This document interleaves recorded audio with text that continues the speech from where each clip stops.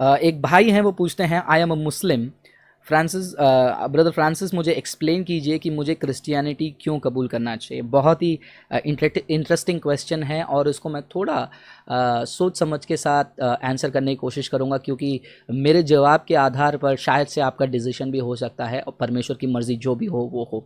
सबसे पहला, why you should accept Christianity, मसीहत को आप क्यों स्वीकार करना चाहेंगे। सबसे पहली बात, जब भी मैं कुरान से ही शुरू करता हूँ, क्योंकि आपका दिल कुरान के ऊपर जो कुरान के प्रति थोड़ा कोमल हो सकता है, प्रेम वाला हो सकता है, रिस्पेक्ट हो सकता है, और उसको भी मैं रिस्पेक्ट करता हूँ। एंड डेफिनेटली हर एक रिलीजन वाले को अपना रिलीजियस व्यू पहले जो है रिस्पेक्टफुल ही लगता है, और एज अ क्रिश्चियन मुझे भी रिस्पेक्ट करना चाहिए। तो सबसे पहली बात, मैं कुरान से शुरू करता हूँ। कुरान में आप देखिए बहुत सारे नबियों के बारे में बात की जाती है ना। हदीसों के आधार पर 1,24,000 से भी ज़्यादा नबी जो है दुनिया में भेजे गए हैं। ये इस्लाम की शिक्षा है और कई बार इस्लामिक स्कॉलर्स भी इस बात को कहते हैं। अब ये 1,24,000 नबियों में, भविष्यवक्ताओं में एकमात्र नबी जिसको आप खुद अजीम पैगंबर कहते हैं, जिसको आप ईसा अलैहिस्सलाम कहते हैं, ईसा अलैहिस्सलाम, ये ईसा अलैहिस्सलाम के चरित्र को थोड़ा सा देखिए और ईसा अलैहिस्सलाम के चरित्र को बाकी सारे नबियों के साथ आप तुलना करके देखिए, आपको बहुत ही आश्चर्यचकित कंपैरिजन मिलेगा। सबसे पहला आप ये देख पाएंगे कि वो हदीस का नंबर तो मुझे याद नहीं है, लेकिन हदीस ये कहता है कि जो भी बच्चा जन्म लेता है वो सारे बच्चों को जो है शैतान जो है अपने उंगली से उनके पीठ को टच करता है। लेकिन वो हदीस कहता है केवल ईसा अलैहिस्सलाम, आई थिंक मरियम को भी जो है शैतान ने टच नहीं किया। मतलब ये एक स्पेशल स्टेटस जो है कुरान ईसा अलैहिस्सलाम को दे रही है, नंबर 1, कि शैतान ने उनको टच नहीं किया। दूसरा, कुरान जो है ईसा अलैहिस्सलाम को जो है बहुत ही पाक कहती है, कहती है कि वो बहुत ही पवित्र हैं और बहुत ही निर्दोष हैं। और तीसरी बात, कुरान ये भी बताती है, हदीस ये भी बताती है कि ईसा अलैहिस्सलाम जो जब छोटे थे उन्होंने जो है पक्षी में जान डाला। मतलब उनके अंदर एक ऐसी खूबी थी जो बाकी नबियों के अंदर नहीं थी, कि एक पक्षी को वो बनाएंगे और उसमें जान डाल सकते हैं। और कुरान सफाई से ये भी कहता है कि जान डालने का जो क्रिया है, ये जो काम है, वो सिर्फ अल्लाह की ओर से आता है। तो ये पावर जो है ईसा अलैहिस्सलाम के पास था। तीसरी बात, ईसा अलैहिस्सलाम बाकी नबियों में जो है बहुत ही अलग थे और उनका चाल चलन आप देख सकते हैं किस प्रकार अलग है। और इतना ही नहीं, जब आप सूरे माइदा, सूरा 5वां अध्याय में जब आते हैं, आयत नंबर 41 से लेकर आई थिंक 50 तक जब आप पढ़ते हैं, वहाँ पर तौरे और इंजील के बारे में बात होती है। अल्लाह कहते हैं अपने नबी के द्वारा कि यहूदियों को जो है जो भी न्याय करना है वो तौरे के आधार पर ही न्याय करना है। फिर आगे हम आई थिंक चैप्टर 5 सूरह माइदा 5 46 47 से अगर हम कंटिन्यू करके पढ़ते हैं, वहाँ पर अल्लाह अपने नबी के द्वारा ये भी कहते हैं कि ईसाइयों को उनके इंजील के अलावा कोई और जरिया नहीं है या फिर कोई फाउंडेशन नहीं जिसके ऊपर वो खड़े रह सकते हैं। तो जब भी हम ईसा अलैहिस्सलाम के बारे में बात करते हैं, हमेशा ये जिक्र होता है कि ईसा अलैहिस्सलाम को इंजील दी गई थी और वो इंजील जो है वो सही है करके कुरान कहती है। कभी मोहम्मद के समय में, आपके हजरत मोहम्मद जो हैं उनके समय में इंजील सही सलामत है करके कुरान खुद सूरह माइदा 5वें अध्याय में कहती है कि इंजील सही सलामत है।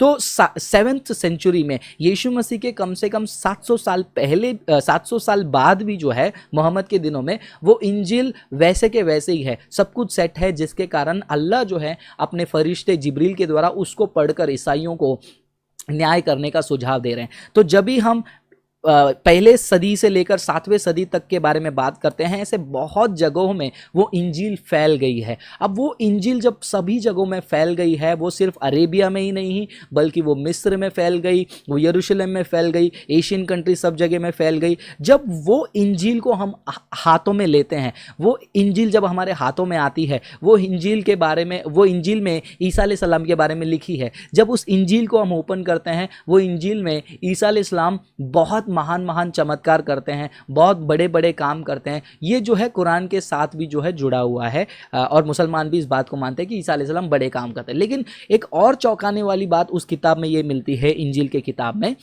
जिसको अल्लाह पढ़ने के लिए कहते हैं, वो इंजील की किताब ये शिक्षा देती है कि ईसा जो है ये मानव जाति के लिए जो है मरने के लिए इस संसार में आए, वो मानव जाति के लिए अपने जान को देने के लिए संसार में आए।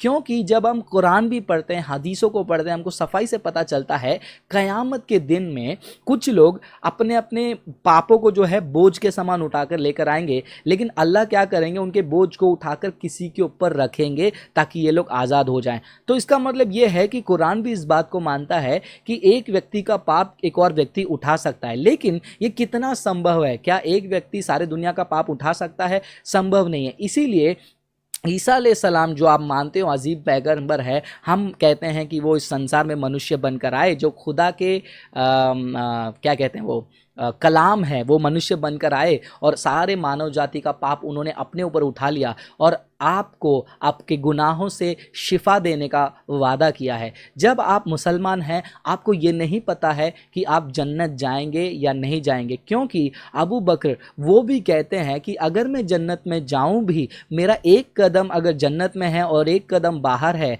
और मेरे मन में यही बात आएगी, क्या मेरे साथ अल्लाह ने माखर किया है या फिर मैं स्वर्ग में जा रहा हूँ या फिर नहीं जा रहा हूँ, मुझे नहीं पता। इसीलिए कभी भी मुसलमानों को पूछो कि आप जन्नत जाएंगे, तो लोग कहेंगे कि नहीं मुझे नहीं पता, इंशाअल्लाह कहते हैं। इंशाअल्लाह मतलब अल्लाह की मर्जी। लेकिन जो इंजील में ईसा अलैहिस्सलाम क्या कहते हैं, इंजील में ईसा अलैहिस्सलाम कहते हैं कि जो कोई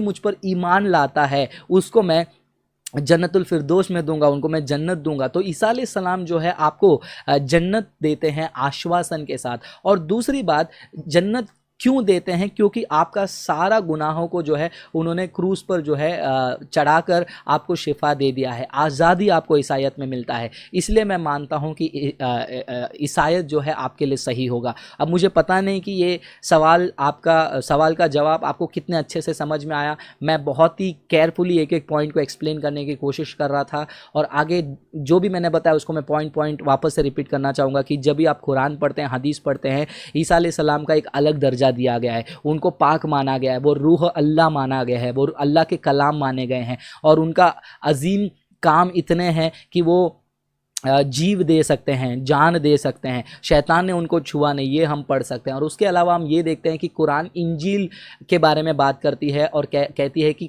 ईसा अलैहिस्सलाम को इंजील दी गई थी। और जब हम कुरान को पढ़ते हैं सूरह माइदा में, हमें पता चलता है कि मोहम्मद साहब के दिनों में भी जो है इंजील नहीं बदली थी। तो 700 साल तक इंजील नहीं बदली थी, 700 साल तक इंजील सब जगह फैली हुई थी। और वो इंजील को जब हम ओपन करते हैं, वो इंजील में यीशु ईसा अलैहिस्सलाम जो है चमत्कार करने वाले दिखते हैं। और वो इंजील ये भी सिखाती है कि ईसा जो है हमारे लिए क्रूस पर मरता है ताकि हमारे गुनाहों की शिफा, आज़ादी वो हमें दे सके। क्योंकि कुरान भी जो है, हदीस भी ये कहते हैं कि अंतिम समय में अल्लाह किसी के बोझ को किसी के ऊपर डाल सकता है। तो यहाँ पर लॉजिकली ईसा कहते हैं कि सारे मानव जाति का गुनाह मैं अपने ऊपर क्रूस पे लेता हूँ ताकि सबको आज़ादी मिले। और उसके बाद आपको जो इस्लाम में आपको जन्नत जाने का जो आश्वासन इंशाअल्लाह के रूप में मिलता है। और अबू बकर का शब्द ये है कि मैं जाऊंगा या नहीं जाऊंगा, ये अल्लाह का माकर हो सकता है, लेकिन यहाँ पर ईसा जो इंजील में है वो कहते हैं कि मैं तुमको ज़रूर, मैं अनंत काल का जन्नत मैं तुमको दूंगा। तो ये आश्वासन के लिए, ये कॉन्फिडेंस के लिए जो है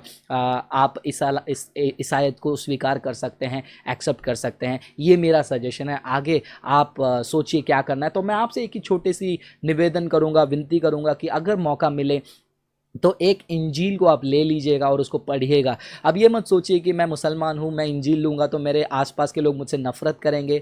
मैं इतना कहूँगा कि मोबाइल ऐप स्टोर में, प्ले स्टोर में भी जो है बाइबल मिलती है। आप अपने भाषा में उसको डाउनलोड कीजिए, आप उसको पढ़कर देखिए कि वो इंजील ईसा अलैहिस्सलाम के बारे में क्या कहते हैं। फिर उसके बाद आप निर्णय लीजिए सही क्या है, गलत क्या है। अगर वाकई में आप ईमान के साथ खुदा की खोज कर रहे हैं, जैसे नबील कुरैशी ने खुदा को ढूंढ लिया, जैसे पीटर अकबर ने खुदा को ढूंढ लिया, ऐसे हज़ारों लोग हैं, साबिर अली हैं, काफ़ी सारे लोग हैं जिन्होंने सच्चाई को, हक़ को पहचान लिया है। आप भी पहचानेंगे, ये मेरा आशा है। धन्यवाद करना चाहूँगा भाई आपके सवाल के लिए, और मैं आशा करता हूँ इसको मैं थोड़े डिटेल में समझा पाया हूँ। God bless you.